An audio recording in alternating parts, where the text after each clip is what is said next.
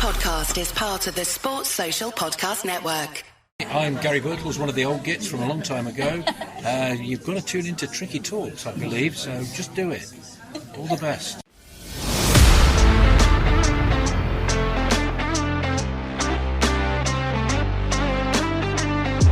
Robertson, the first time we've seen them attack them, and there's Francis! Well, that's what I wanted to see Robertson do. And still Robertson, getting his shot in, and a goal! Robertson!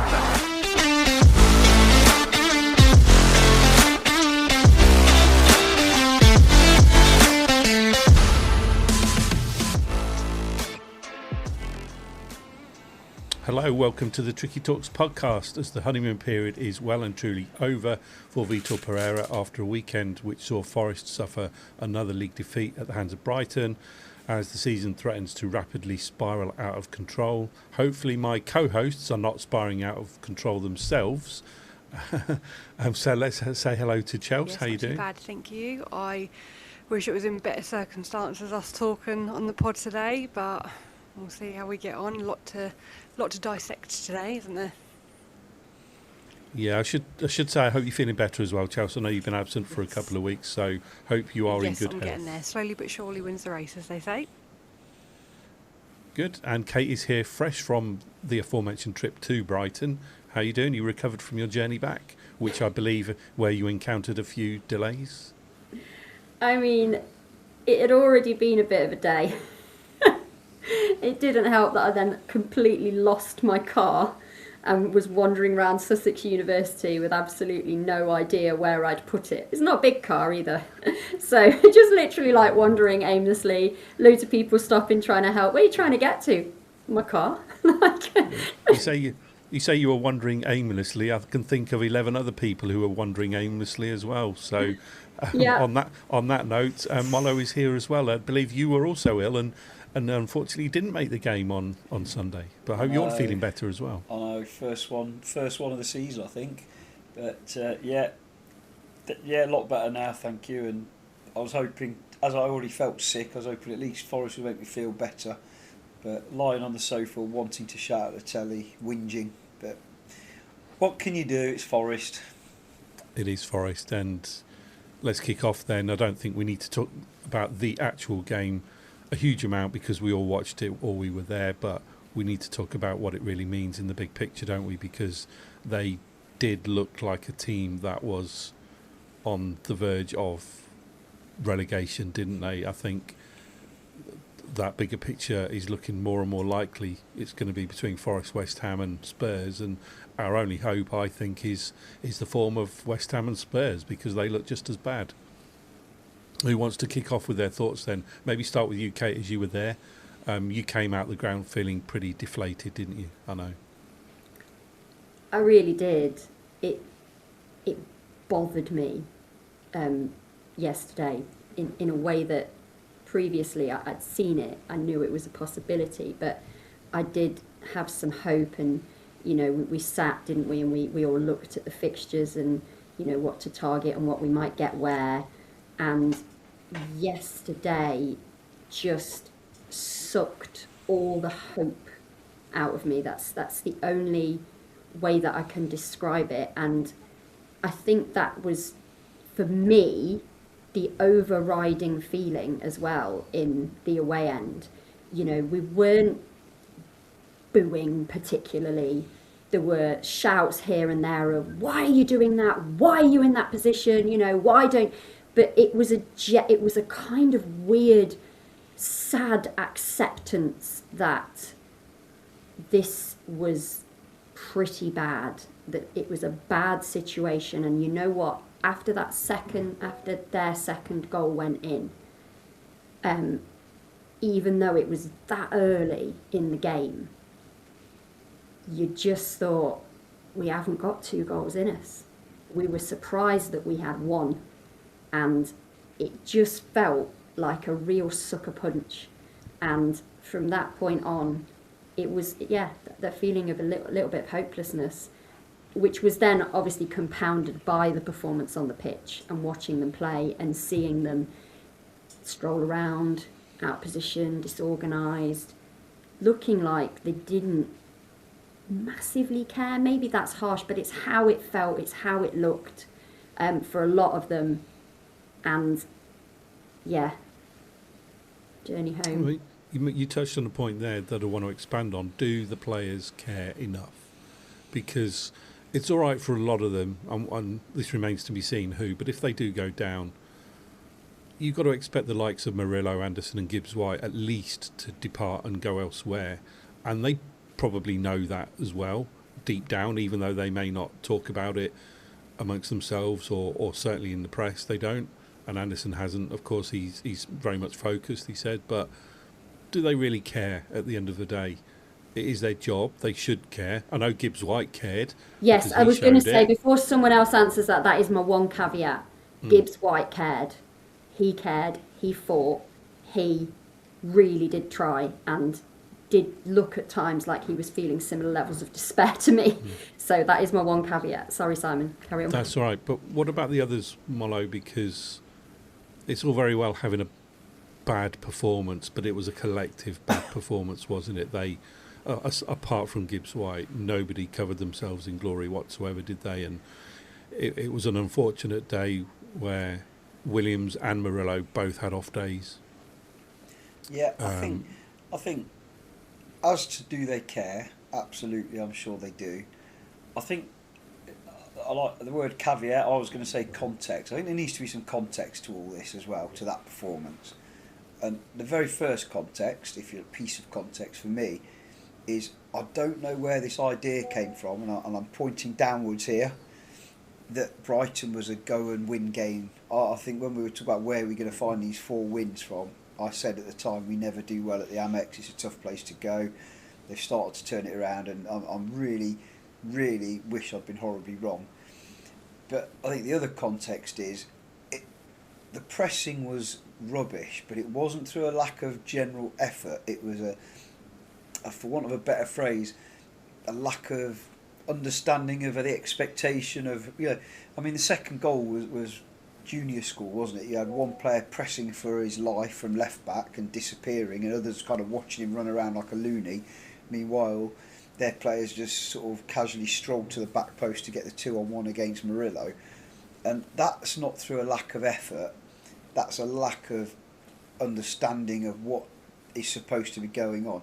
Now, why on earth a professional footballer's got a lack of understanding? 4 managers is the answer. It's very clear, isn't it? 4 managers. Are we supposed to press? Are we supposed to sit? I ended up, because I was home, I've sat through it again and watched I was interested in what they'd say on Match of the Day, and they hit the nail on the head, didn't they? 2 managers who want to press, 2 managers who want to sit mostly in the low block, and this was that betwixt and between bit, wasn't it? How much time has he had on the training ground since he came there? Well, we went off to Turkey, we played Liverpool, we played a home game, so I'm not making excuses, it's all context. I think they care, but ultimately you've mentioned some players that will be snapped up, but there will be others that will get good money for, but it's who stays and so on and so forth. But I do feel, perhaps because I wasn't at the game, I totally 100% understand where you're coming from, Kate. The deflation of going there, walking out the ground, and I've done it every time we've played Brighton normally, especially since I moved away from that area. But I think the context again was, I watched Spurs play, they're worse, and they've got no excuse. Yes, they've got a new manager as well, but they actually look like they don't care, like they're not trying, and they've got, yes, I get Murillo didn't have his best game. Obviously, Neco finally proved that he's human by having 2 awful games on the trot, but we know that he'll come back from that. We know he'll come back from that because of his character. And in fact, the second goal was him trying too hard, for want of this, in a stupid way, partly, not all his fault. And we've got quality players that can defend. So, and this is so negative, but if we can scrape a couple of 0-0s along the way in the next couple of games or whatever it is, I haven't looked far enough forward in the fixtures, and then we can do something against what is at the moment an abysmally poor Spurs team, we'll be able to leapfrog them. I know it's all ifs, buts and maybes, but that's where we're at. And a lot of players are out of form at the moment, and you don't need that because last season it was the other way round. But I I genuinely think they care. I think there's certain players we've got, their language styles, the fact they don't tackle makes it look like they don't care sometimes when they're trying to do their jobs. I think, as poor, and I know we're picking out a player because we know how good he is and how fantastic and consistent he's been. As poor as Neco was, it didn't look like he wasn't caring, and we know that's never the case with him. We just didn't have what it took. And the other thing that Kate said, in a way as well, that I agree with, is if you look at the game as a whole, you could argue Brighton were actually there for the taking. We made them look good. We met in that first half particularly. We could have been 4 down by half time easily, but that first goal should never have been a goal. Even after all the mistakes, it was a relatively straightforward save for a keeper to make, especially someone of Sel's quality. He's not been in the side for a while.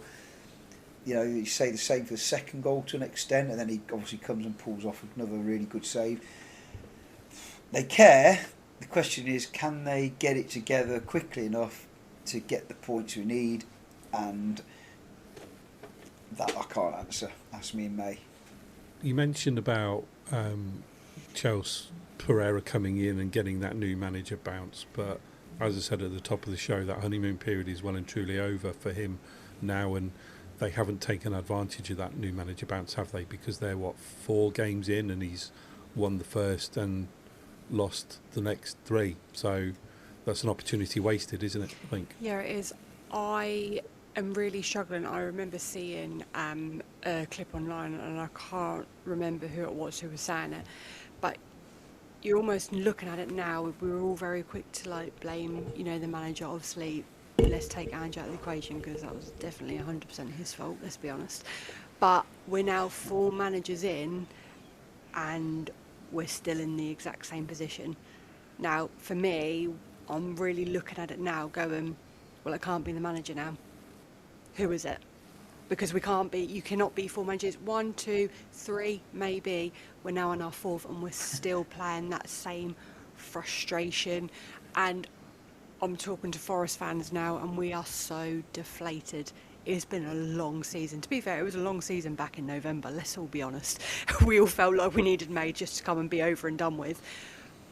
But now I totally understand what Molly's saying about the different styles of play. Players don't know whether they're coming or going. I'm very much in the middle between Kate and Mollo. I feel like some do care, and then others I'm seeing not care as much. Let's look at our whole squad. No one's gonna, not everyone's gonna find it really easy to stay in the Premier League, aren't they? Teams are gonna snap them up. But now is crunch time, and I'm really struggling to see. Me and Dad were looking at where our points were going to come from, and I'm really struggling to see not just Pereira in charge, but any manager in charge at the moment, because of the 4 that we've had, where these points are going to come from.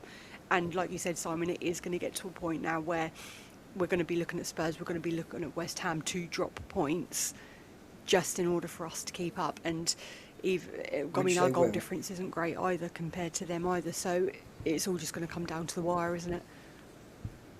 I think it does. I think it's going to come down to right at the end of the season, like Mollo said, if Forest can pick up or scrape a 0-0, and it's desperate when you're talking about scraping a 0-0, isn't it? But if it took a couple of 0-0s in our last 2 of our last 3 games, we'd be level with Spurs, and this is, you've got to protect the clean sheet. And what we could do with right now is a manager who's an expert at fighting against relegation, who's an expert at keeping it organised at the back. Forget what the football looks like. Oh no, sorry, we tried that, but it wasn't good enough for some Forest fans. Yeah, I want to talk about Murillo in particular, Kate, because it seems to be a really bad time for him to be off form, doesn't it? Because we know when he's on form, he's so key. Being an ever-present is almost like a prerequisite, isn't it, for the team to be successful. And we know when he's not in the lineup, they struggle, and when he's off form like he's now, they struggle. That's 2 bad performances in a row, and it's just really unfortunate timing, isn't it, that it's occurring now? It is really unfortunate timing, and I've heard people say that well done to Pereira for pulling off the bigger players when they aren't performing and being brave enough to make changes and try different systems. There's an element of that I understand where they're coming from, but Murillo is key. He's so key to what we do and what makes us good.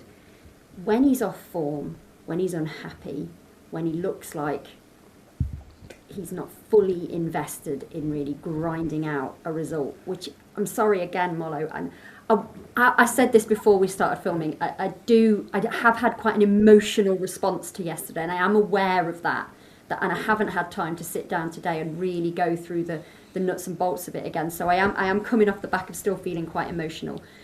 But you've also got to see that as a manager. You've got to see who your absolute key players are, and you've got to get them right. You've got to get them performing. You know, Chelsea's spoken before about managers putting an arm around. We've had different management styles. We've had different management systems. Identify your key players, okay, and get them doing their jobs and what they need to do. That's my biggest concern about Pereira so far. I can see the positives. There are some. The players, we're led to believe, were not responding to Dyche. Like Match of the Day said, Pereira is more of a pressing manager. In his interview at the end, he spoke about making the changes in the second half, which he did. He did change the system a little bit, and that was a little bit more front foot. Is that what we need to be doing? Is that what we're good at? Are they good enough for that? I feel like maybe they think they are and they want to be, but are they? You have to identify your key players, what they're good at, and get them doing that well. And the last 2-3 games, I'm not sure that he's done that. Some accountability on them, absolutely. The players have to be accountable. As Chelsea said, as I've seen said before, it can't always be the manager. There's been too many of them. It's got to be a combination. I think we talked in the last show about players being rested because Pereira has indicated himself that to go 90, 3 times in a week is difficult. He did say he wanted to find that right balance between making changes and putting out a strong team. But Mollo hit the nail on the head, I think, and said it needs to be the strongest team every single game. And it's becoming more apparent now that has to be the case if they want to progress, not only in the Europa League, but in the league as well, because outside of that first 11, they've proved they're not up to it. There's one or two probably you could make a case for being part of that 11. Maybe Yates is one of those people. Obviously Chris Wood, if he was around him, he was fit, would be included in that. But you've got to now get to the point where he can't trust anybody outside of his first 11. And Mollo, you said last week, it's got to be the first 11 now, week in, week out, hasn't it? If they want to make any sort of impression or survival, now is the key word, isn't it? Oh, absolutely. And I think it's again, it's that context thing that I was talking about earlier. And the third point I was going to make about context, but I'd rambled on too long, so I thought I'd better stop, is we battered Fenerbahce at their place. We then put on a really good show against Liverpool, who have then shown what of side they can be against West Ham. But then we made all those changes. The momentum's gone. Not bad habits, I don't mean that, but bad performances came from good players against Fenerbahce at home, and they've continued that yesterday. You know, you can pick on the fingers of one hand how many mistakes Neco's made and not made up for instantly this season, and then he suddenly has basically nearly 2 games where he was a liability. You know, I hate saying it, and I'm sorry, Kate. But, no, you're right. To be fair, Kate, I want to just pick you up. I feel bad. You know, you're so down, and I get it. But this is a top-class player who I wouldn't have swapped with very many fullbacks in the whole league over the last 18 months or longer. And he was, you know, he just had a real off day. But that's 2 on the trot. People say tiredness, but you're not tired in the first 10 minutes of a game when you're missing a clearance. You're not tired when you're sprinting round midfield, chasing a ball like a dog on heat, while your player just drifts to the back post. while nobody backs you up on that chase and nobody slots in for you, which should be one of the central midfielders' jobs, but don't get me started on that. And you think... LifeLock, how can I help? The IRS said I filed my return, but I haven't. 1 in 4 tax-paying Americans has paid the price of identity fraud. What do I do? My refund, though. I'm freaking out. Don't worry, I can fix this. LifeLock fixes identity theft guaranteed and gets your money back with up to $3 million in coverage. I'm so relieved. No problem. I'll be with you every step of the way. 1 in 4 was a fraud-paying American. Not anymore. Save up to 40% your first year. Visit LifeLock.com/podcast. Terms apply. This episode is brought to you by Indeed. Stop waiting around for the perfect candidate. Instead, use Indeed sponsored jobs to find the right people with the right skills fast. It's a simple way to make sure your listing is the first candidates see. According to Indeed data, sponsored jobs have 4 times more applicants than non-sponsored jobs. So go build your dream team today with Indeed. Get a $75 sponsored job credit at Indeed.com/podcast. Terms and conditions apply. In context, that Fenerbahce home game has had a detrimental effect because we were awful and it's carried on. And even, I mean, when he came on, Sangare did okay against Fenerbahce when he came on. It steadied the ship a little bit. He actually could pass to a red shirt, which a lot of them hadn't been doing. But he might as well have just dug a hole and climbed in it yesterday. And he's not the only one. And when we needed the sort of midfield to roll up their sleeves and start fighting for everything, obviously Anderson did, even though he wasn't having a good game. But he basically went missing, didn't he, Sangare? I think another point, he doesn't necessarily know his players that well yet. I don't know how many of the videos he's watched of the games this season, but going away to Brighton for some bizarre reason as a fan base, and we've been guilty of it on this channel, some people, have underestimated how tough a trip it is. And on my other WhatsApp group, everyone was saying, this is dangerous going with 2 wingers away at Brighton, the space that they can exploit if we're not on it. If ever there was a game for packing your midfield, it's against Brighton, isn't it? You know, they're kind of they're like the tippy tappy team of the league. When they're on it, they're very, very good. And there was an occasion where Ola Aina was stood, and it was like watching a training drill, like Piggy in the middle with 3 players around him. It was in their half, and he was like, I'm just like, seriously, give him some support, or just get out of that Ola and go and do your job at the back. And I genuinely think, going back to your original question, we aren't good enough to make many changes. I think you're being generous when you say our first 11. I think it's our first 9 now with the various injuries we have.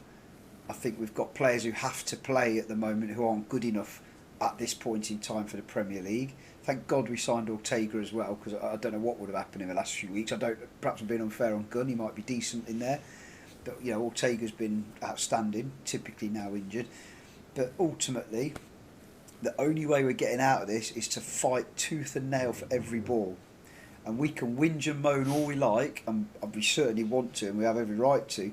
But the split that's been going on in the fan base gradually through the season, with manager after manager after manager, people defending the manager quite rightly when they're in post and backing him. I understand that 100%. I've done the same up until the point that they go.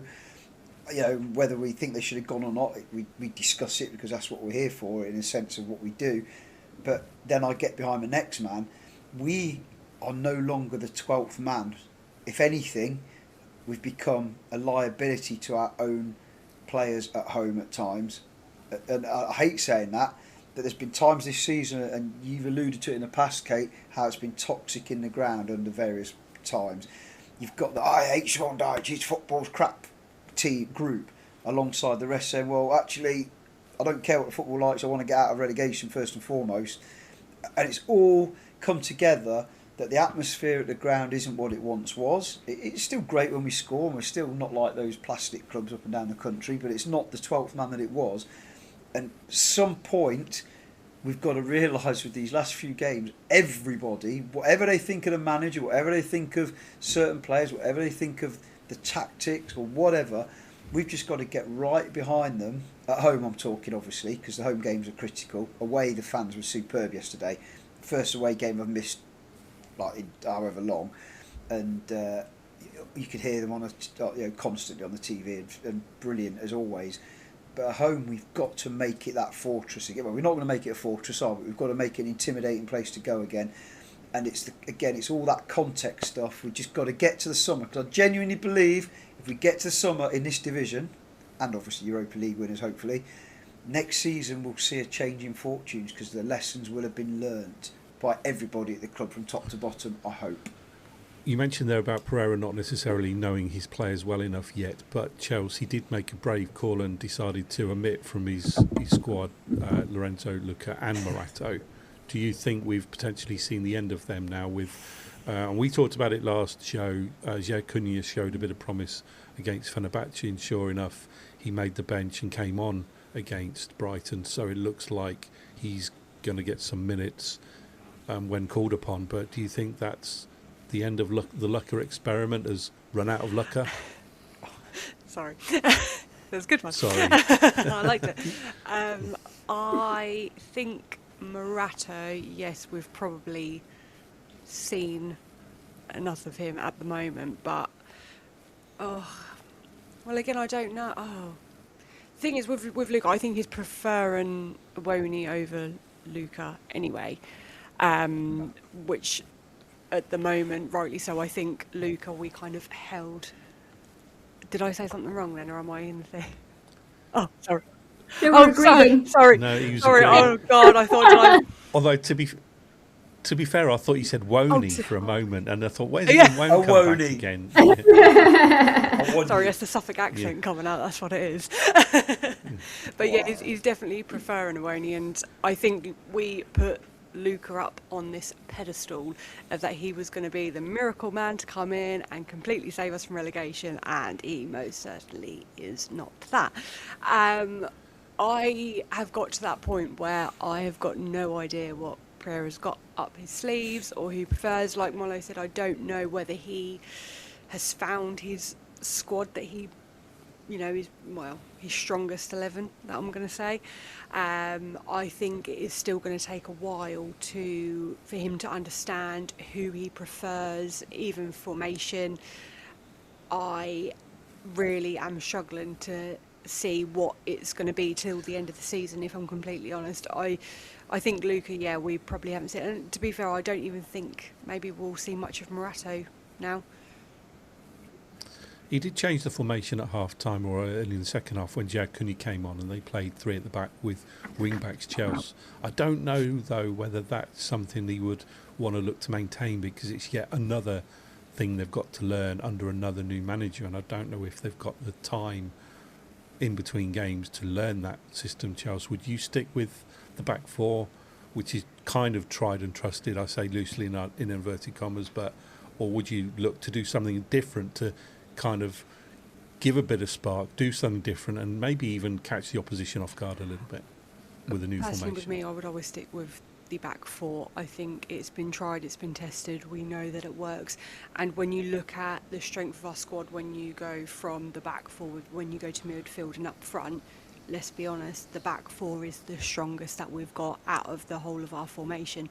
So in my head, don't fix what's not broken.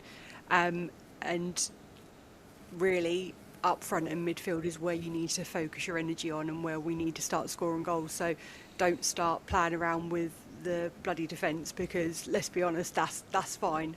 I wouldn't change that. But again, I don't think we've got the time. I really don't. How many games left now? Is it 10? 10 games. 10 games. Yeah. Yeah, in the league. And I don't think that's enough time now. Flat back four, fine. I've always said that is literally like the brick wall that we have. Sales, it works much better for Sales. He's a lot more confident when it is the back four. Focus now is up front and scoring goals. Like Molo said, we can go through with picking up a point of a 0-0 draw, and we can defend as well as we can. But if you're not scoring goals, you're not picking up 3 points. And that's our problem.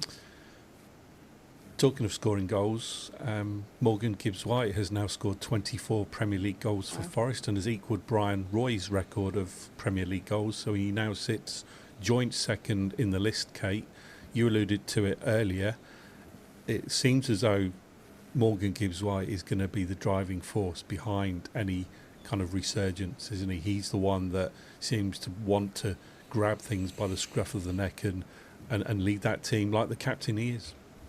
Yeah, And that I did see evidence, a lot of evidence of that yesterday. He was my bright spot, not just because of the goal, which was an incredible goal, and it was, and we mustn't take anything away from that, but because he was going to the other players, why are you there? What are you doing?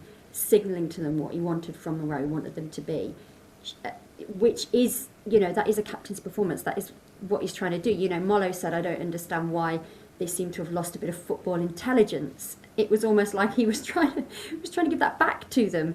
Come on, you know this, do this with me, which I think was the important thing. It felt like he was trying to cover more than one position for a lot of the game, and he was constantly pinging backwards and forwards, trying to make sure that the big gaps weren't being left. They were being left. He can't physically be in two places at the same time. But he is absolutely my bright spot. And I know he's got a lot of haters out there, and I'm sure there'll be a lot of people that don't agree with me in saying this, but he is turning up. He is trying. He is performing. He does look like he cares. And do you know what? If he got injured, I dread to think how bad it would get. Because I've said it before, we need to hope that we can drag ourselves across the line and stay up. And he is going to be right at the front, dragging everybody else with him. Because at the moment, he is our leader. He is our leader on the pitch. He is our leading scorer at a time when we need goals more than anything else. And now, what did he mouth at the end of the game? Have I seen? Every single time, I think, all words to that effect. And I totally get that. That is a player that cares. Yeah. He did his part and then some yesterday. Does it show as well, though, you can change that narrative, the people who try and turn it on him, and I'm 100% in the camp that every game I've ever seen him play for Forest, he runs his nuts off. Even when he's having a bad time of it and he has those games where he's turning into trouble, giving the ball away, he runs his nuts off and gives everything.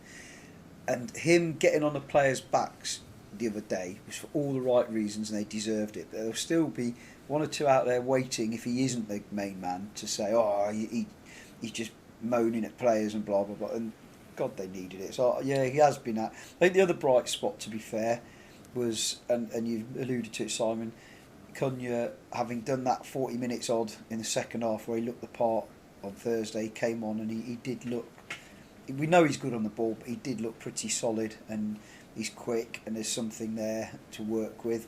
But we are clutching at straws, talking about the positives, aren't we? We are. Let's face it, there wasn't really much else to be positive about, was there? So, but before we move on and turn the page on Brighton, any final thoughts either any of you want to talk about before we move on? Because hopefully, Kate, you've got another quiz. Final thing on Brighton. It puts it into context, and this is not to be disrespectful. I think we're predictable with the lineup we played because obviously we haven't got anything else to do. And we got schooled by 40-year-old James Milner, who is a terrific player, has been a terrific player, but we should have been running the legs off him like we were the older players when we first played Fenerbahce. So fair play to Milner. I called it when I was watching it. I said he's been man of the match he dictated the play at his age. Nobody sat on him, and we can all be armchair experts. It's different when you stood there, but the texts were flying around going, we need another man in midfield, we need another man in midfield. I'd go so far as to say the last 10 games, one of the first people on our team sheet now would be Dominguez, somewhere in that midfield, just because of what he does and what he gives and the energy. And I would echo that, and that's another comment that I made at the end of the game. Where was Dominguez? Yeah. Okay. Can we do our man of the match? Let's move on from Brighton then. Oh, well, it's going to be Gibbs-White, surely, for all four of us, isn't it? Yeah. Unless you're going somewhere else, Kate? Good God, no, Gibbs-White. Gibbs-White. I'll get that 4 points for him on our tally, Simon. Yeah. Just to add to that, Kate, have you seen the scores on Finalysis? It was like Gibbs-White getting scores between sort of 65 and 75. Everybody else was way down there. Mm-hmm. It was a big drop. Yeah. Mollo, I don't suppose you have a Mollo's moment. Gibbs-White sitting on your couch. Yeah, not throwing up for 90 minutes. No, Gibbs-White's goal, undoubtedly, even for that brief 2 minutes of beauty where we thought we were back in it. But yeah. I have a little one in amongst all the rubbish that was yesterday when the referee finally gave us a free kick and everybody cheered like something really good had happened, and then we backed it up with singing, "You're still up. You're still a..." I'm not going to swear on the pod, but that was funny. I was like, even in these moments of absolute despair, the away fans can still pull out an amusing chant that's a little bit negative to the ref. So that was my little moment. There you go. There's Minds' moment. Yes. Right. Talking of Minds' moment, Kate, have you got a quiz for us this week, please? I do have a quiz for you. Okay. So obviously, we're all super excited about Wednesday night and our trip to the Etihad. Can't wait. So my quiz is, who was the last player to score for Nottingham Forest at the Etihad? Got it. FA Cup. Was it really the FA Cup? Yeah. Was it the 3-0? Yeah. Have we not scored at the Etihad since then? We've never scored there 2-0, since we got 3-0 with the last 3 seasons. I know the answer to that one, I think. I don't think Chelsea was even born, were you, Chelsea? Oh, no, she would have been, 2009. Oh, definitely I was born. I just can't Should remember have how far been back. Yeah, your dad might remember. Right, we'll come back to that one at the end of the show then. So let's look forward. You mentioned Man City on Wednesday, Kate. Realistically, is anyone hoping, expecting to get anything out of that or not? Chelsea, No. what are you thinking? Absolutely not. It's one of them ones, I just want it to pass me by. I just want to go upstairs, get into my bed under the duvet and just let me know and wake me up when it's all over. That's going to be that, and I just don't want to watch anything. I don't want to read the news of anything no. That's how I'm feeling about it. It's more now, I'm now looking at, okay, well, we know we're not going to win, but maybe if we just lose 1 or 2-0, just to keep the goal difference a bit low, then that'd be great. That's how I'm viewing it at the moment. That's what I'd got down in my notes. Is it simply a case of damage Yes. limitation more than anything else? Because no Forest fan with any common sense would think that they're going to go there and get a result, Kate. Maybe the one glimmer of hope, perhaps, is we're not sure whether Haaland's going to play at this stage or not. So maybe that offers something, but I'm expecting him to play. Are you going to the game? Of course I'm going to the game. Or 2 long trips in a week, glutton for I punishment. mean, it's not so far. It's not so far. Yes, I'm going to the game. We have a full car travelling to Manchester on Wednesday night. I've not spoken to a single person that has any kind of hope. A couple of people have said, "Oh, but wouldn't it be so Forest to..." And I'm like, no. Maybe last season. Not against Man City. Not against Man City at the Etihad. I cannot honestly see any way that we get anything from this. I hope I'm wrong. I say this a lot. I hope I'm wrong. I hope it's an absolute wonder shock. I can't... Damage limitation from the word go. Right. Go on, Molo, go on! See, Molo... Let's be clear. The This game starts at 0-0. We've got a point. We protect that point with everything we've got. If the mentality's right, we've got good enough defenders, good enough midfielders if we don't go with 2 wingers away at the Etihad, which would be suicidal. And the hardest working centre forward we've had in years. Might not score anything, but he can help put pressure on them and their fancy back four. Get in amongst them from the off, especially that cheating so-and-so that should have been sent off at our place. And there's nothing apart from the fact that they've got 20 world-class players to stop us getting a clean sheet. Now, if we get a clean sheet, we get at least a point. They protect the clean sheet. And I know I sound like Sean Dyche. I know he's not our manager anymore. But a certain Mr. Clough used to say that. We start with a point, let's keep that point at all costs. I don't care if we don't cross the halfway line like with any real commitment. I don't care if we end up lumping it into the far corner and get Jesus to chase it in and put pressure on the fullback and win a throw-in. This is football. This is the way it's going to have to be. And I'll give you one word that gives us hope. Arsenal. Well, it's 2 words. It was Arsenal at home, admittedly. We matched what was at that point an absolutely flying Arsenal team. And some might argue we knocked them off their rails a little bit since then, and they've only just started to get back on them. That's not me saying we're going to win or we're going to draw, but we can't go up there thinking, we're going to lose anything. You know, do you remember we went up there in the first season? It's a free hit. We got spanked 6-0. We're not that team anymore. With all due respect, I love Joe Worrell, but we've got a Brazilian top quality, should be international, that teams like Real Madrid are looking at, alongside the Serbian captain, alongside the best right back in the league last season, alongside, up until a week ago, the best defensive left back in the league. We've got a fresh, hopefully Ryan Yates, if he's fit to play. I know it's a finger injury and you don't kick the ball, but he must have been in a lot of pain. We've got a Dominguez who can run his socks off. We know we might not be the most creative team in the world, but we can spoil, and that's what we've got to do. That's the only way we can do it. And I'm predicting we're going to lose 3-0. Marvel Television's Wonder Man, an 8-episode series, now streaming on Disney+. A superhero remake, not exactly what we'd expect from an Oscar-winning director. Action! Simon Williams, audition for Wonder Man. I'm gonna need you to sign this, assuming you don't have superpowers. I'll never work again if anyone found out. My lips are sealed. Marvel Television's Wonder Man. All 8 episodes now streaming, only on Disney+. Are you suggesting they should park the bus, tactically? I'm suggesting we got 3 points by parking the bus on Saturday. We should park it again up there and get 1. Unfortunately, the 3 points were a fine, but anyway. Yeah, I was going to say, they parked the bus at Brighton, literally in front of the hotel, and they got a parking ticket. Did you know that? Yeah. Is that real, or is that AI? Yeah, no, that'll be true. You're forgetting who runs Brighton. It's the Green Party. So any kind of traffic excuse they can do, they will. But yeah, it's true. They did get a fine. And I know where that hotel is because I used to live down that way for a while, and it doesn't surprise me at all that they would be that officious. The other thing let's do it again and get a point this time instead of 3.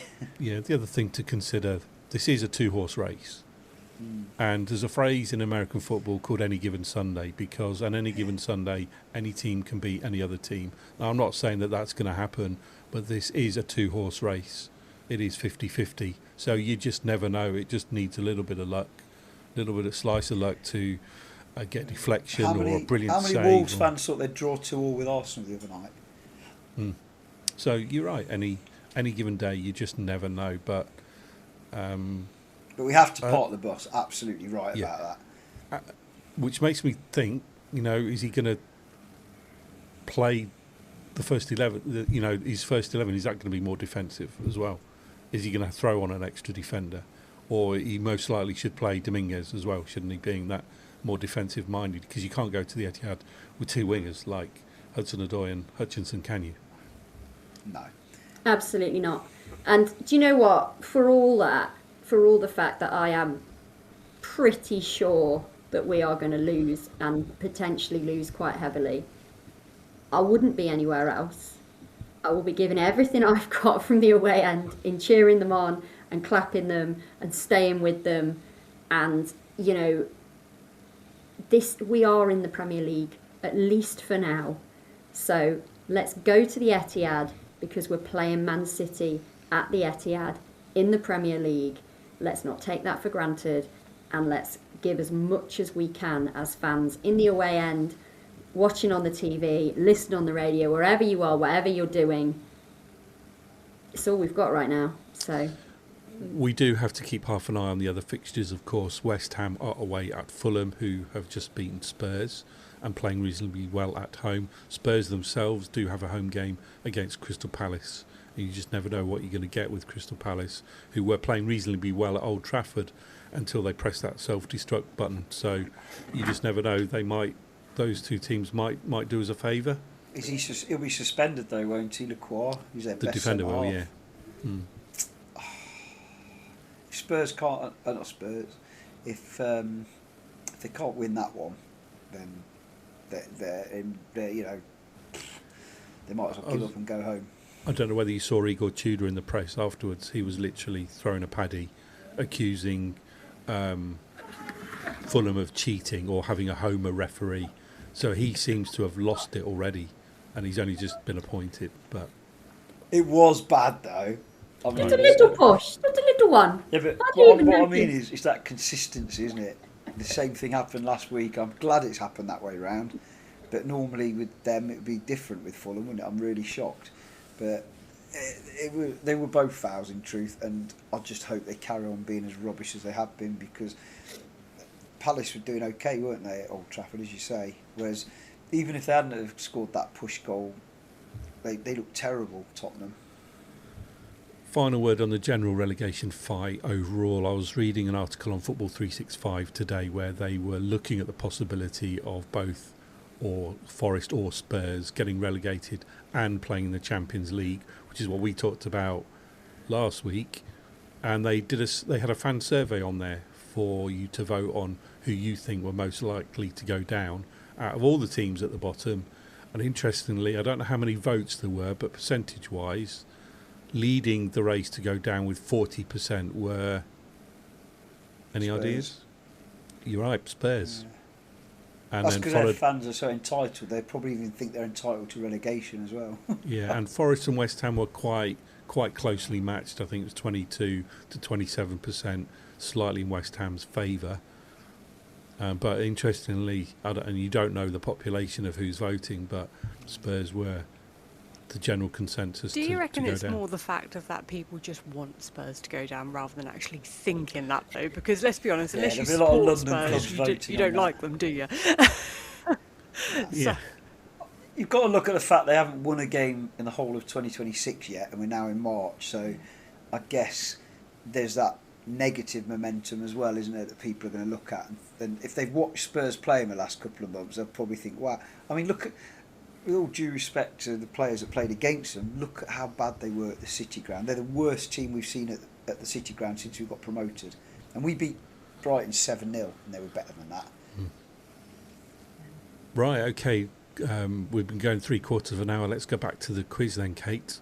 Remind us and the listeners and the viewers of the question, please, because I think I've got the answer. Yeah.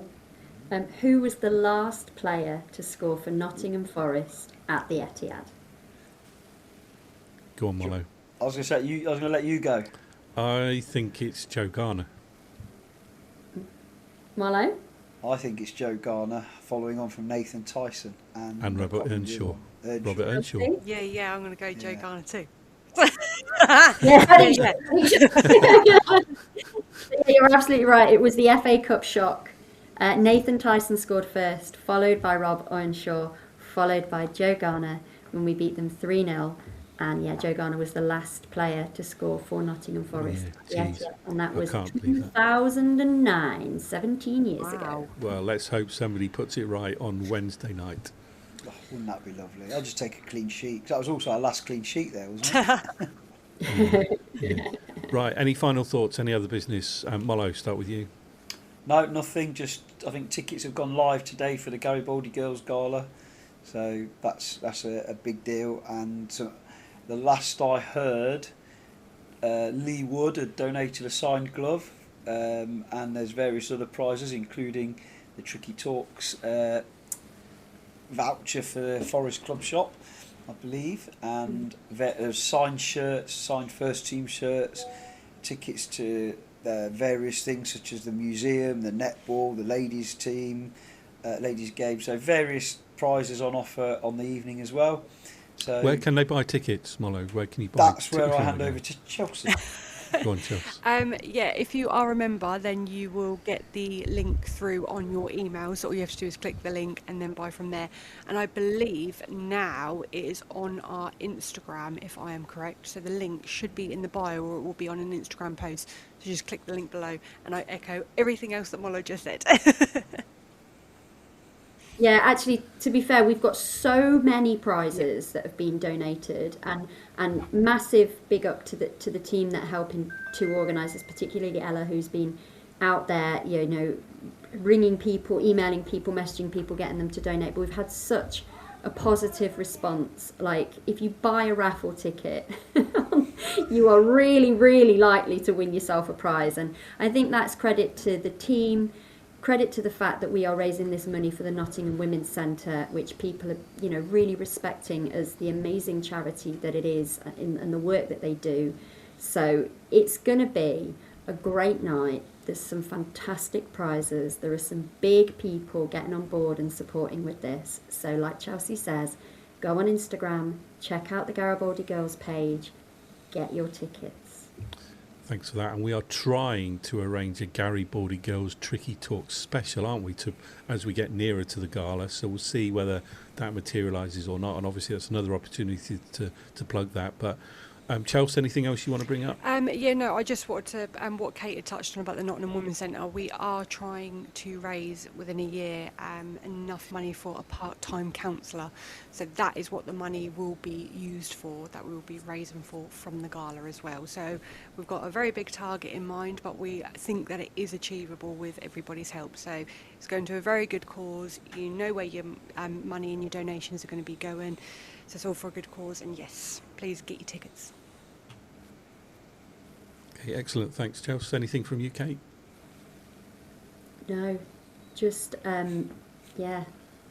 see everyone after Wednesday. Can you do me one favour, Kate? Sure. Whatever you do, I don't know what music you like, but don't listen to any Morrissey or Cure or similar music until after the end of this week.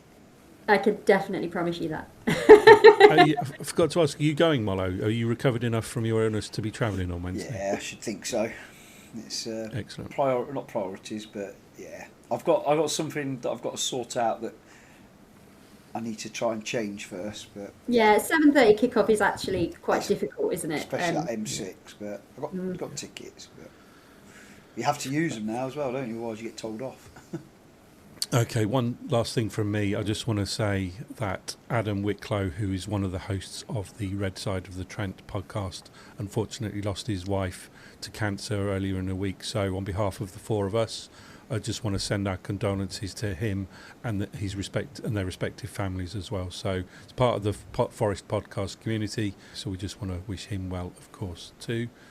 In the meantime, we shall be back after Wednesday, most likely Thursday or Friday. Hopefully we won't be sat in the relegation zone, but I want to thank everyone for listening and watching on YouTube today, and we'll speak to you again real soon.